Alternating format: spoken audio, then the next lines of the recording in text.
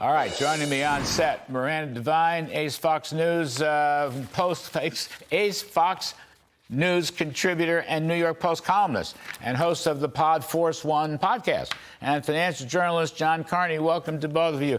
We're going to have the chairman of the Senate Banking Committee on soon, Tim Scott. But I do want to tackle this a little bit, Miranda, because you know, banks are banks, but they're also political animals. And they were bending their knee to the Biden bank regulators because of Mr. Trump. I love this reputational problems. But the reality is, once Biden got his own regulator in, which he did in late 2021, they were off to the races, threatening banks who, you know, unless they discriminated against Trump, against conservatives, against religious organizations. There's plenty of stories about Christian groups and so forth. What do you make of this? Because this story, you know, I hope it ends with this executive order, but I'm not sure about that. And I'm not sure about we should trust these bankers. Absolutely, especially when you would think that they would take this opportunity, Jamie Dimon and Brian Moynihan, to fess up. To say, yes, we were under immense pressure. It should never happen again. We will work with the Trump administration to make sure that the regulators are independent of this pressure. I don't know if this executive order is going to be able to, you know, stop a future Democrat administration that has malign intent from doing the same thing. It's terribly worrying. There will also talk that Melania Trump, the First Lady, and their son Barron Trump were also debanked. This was really a malicious, Biden-emanated hatred and toxin that infected the banking system and the very institutions that we trust to keep our economy ticking over. John Carney, the whole issue of debanking, you know, they hit everybody during the Biden years. That's the interesting thing. I mentioned conservatives, Christian.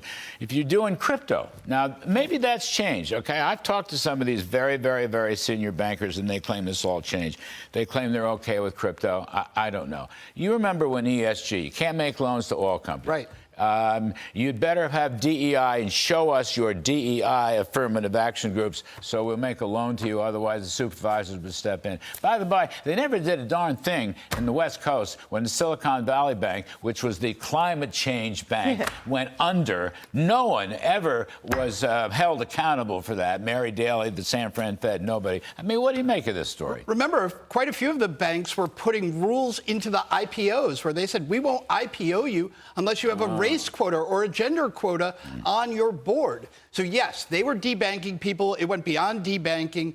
I think Congress should investigate this. It's awkward, obviously, for President Trump himself to order the Justice Department to investigate it because he's the victim here. He was the one who was debanked. But Congress should investigate this because unless somebody pays a price for what happened here, meaning the Biden administration people who were giving the orders to the banks to debank conservatives, to debank the president, then it will happen again. The next Democratic administration will put the pressure back on, and it will all, because you can't solve this with an executive action. The executive order will be undone by the next Democrat. Congress needs to look into this, and if necessary, pass more laws so that it becomes criminal for them to do this. It violates our First Amendment. By the way, I don't know to this day whether they gave him his bank accounts back. Right. He didn't mention that in the interview this morning, and they didn't have the wherewithal to ask him. I would have asked that right away. You're banking at J.P. Morgan.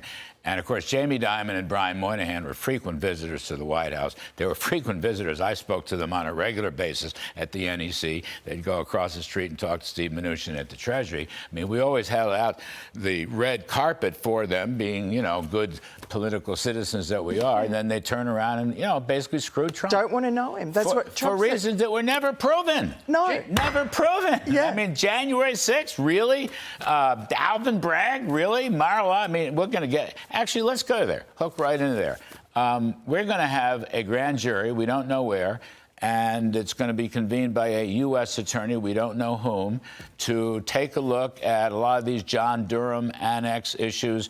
I'm now calling it Hillarygate. Can you just update us on this story? Because all the new stuff, this is related to the Trump debanking, I think. It is. All the new stuff seems to be from the Durham report or the annex, and it seems to point, I know it points at Obama, but it really seems to narrow down on Hillary. Can you just give us a little missile on this, a little nugget on this? Well, there is an email that Tulsi Gabbard declassified that had apparently been intercepted by Russian spies, and it was between the DNC and the Clinton campaign, and it was cooking up this Russiagate hoax, which was to say that Donald Trump was somehow tied in with Vladimir Putin, and it was deliberately, explicitly, to distract from Hillary Clinton's email problems.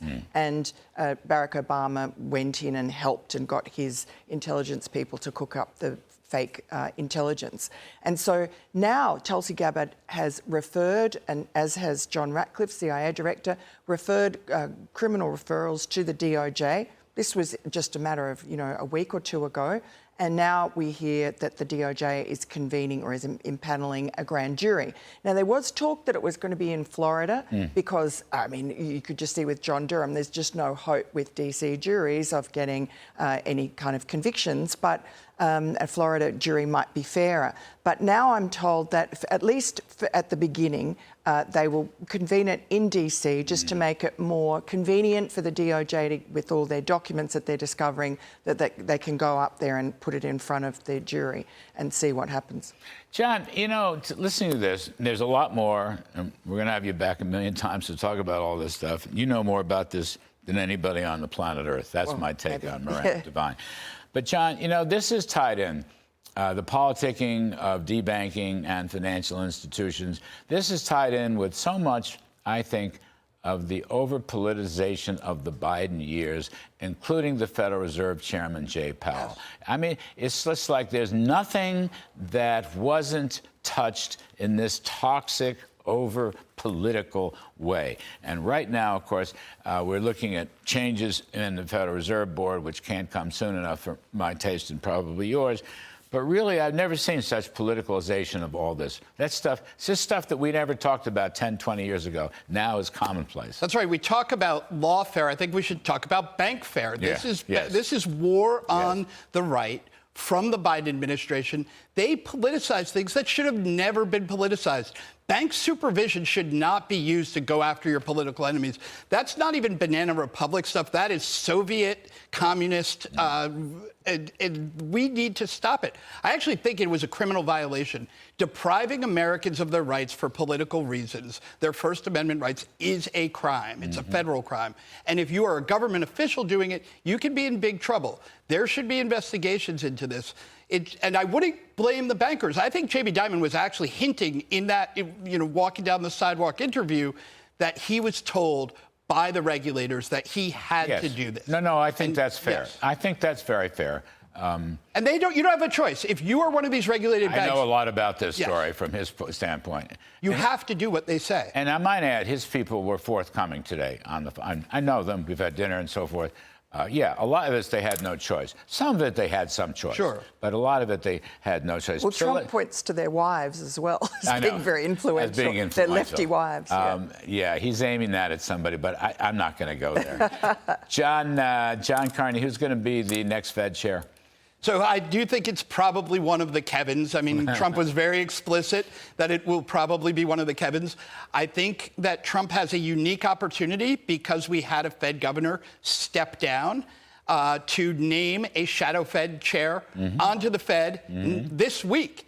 This seat opens up at the end of this week. Trump should say, all right, you all know who my next chair pick is going to be because I'm putting him on the Fed, or her, on the Fed right away. Let's get this done.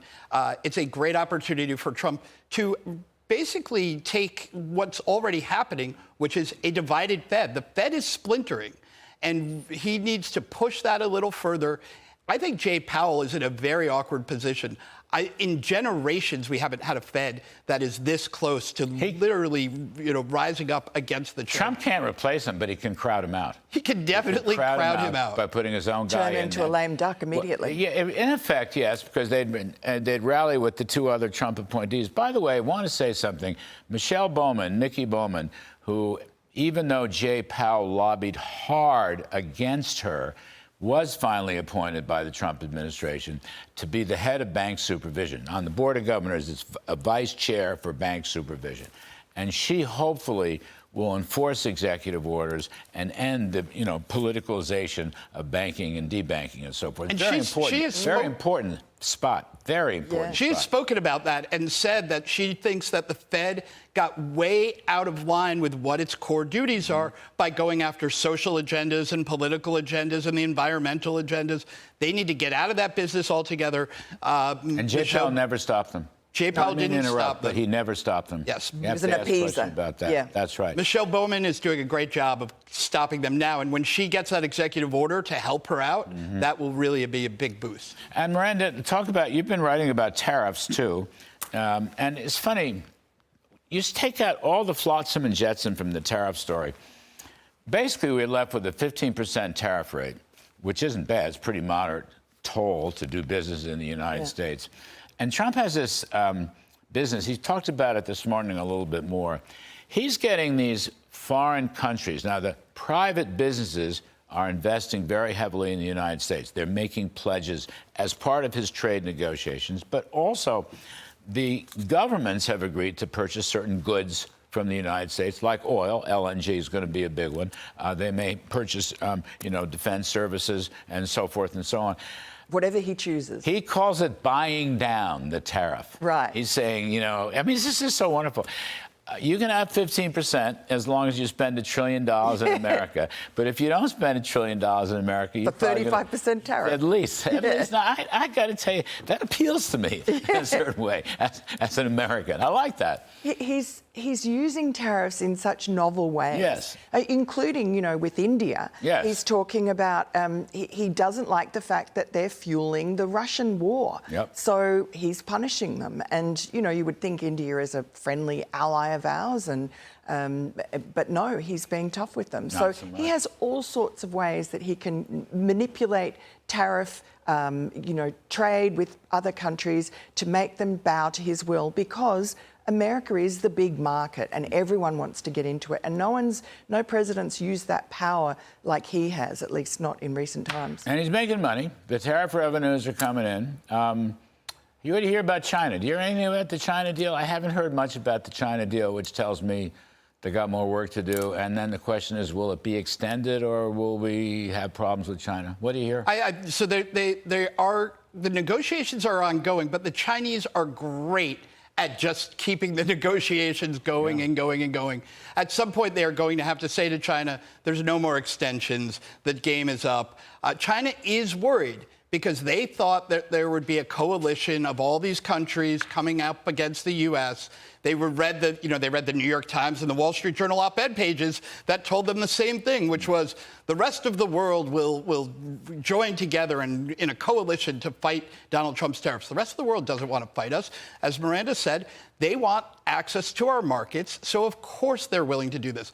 The genius of Donald Trump's investment stuff is for years, when we wanted to increase investment in things, we had to use taxpayer money, more or less, to get that done. What Donald Trump is saying is, we're not going to use American taxpayer money to subsidize any part of the economy. We're going to tell the rest of the world, hey, you do it. You do it. We've subsidized your trade for long enough. You owe us. Here's the bill that you owe us. And that's what they're doing. And we don't care how much we'd like to like you. If you don't play ball with this, you're going to have a problem. And they're playing ball, Larry. That's what the thing that most everybody of them gets. are. And they But don't India, have a choice. I'm pleased. India has been, through their oil purchases, financing Russia against the Ukraine and financing Iran and its proxies against Israel for several years. Yeah. I mean, China's been doing that.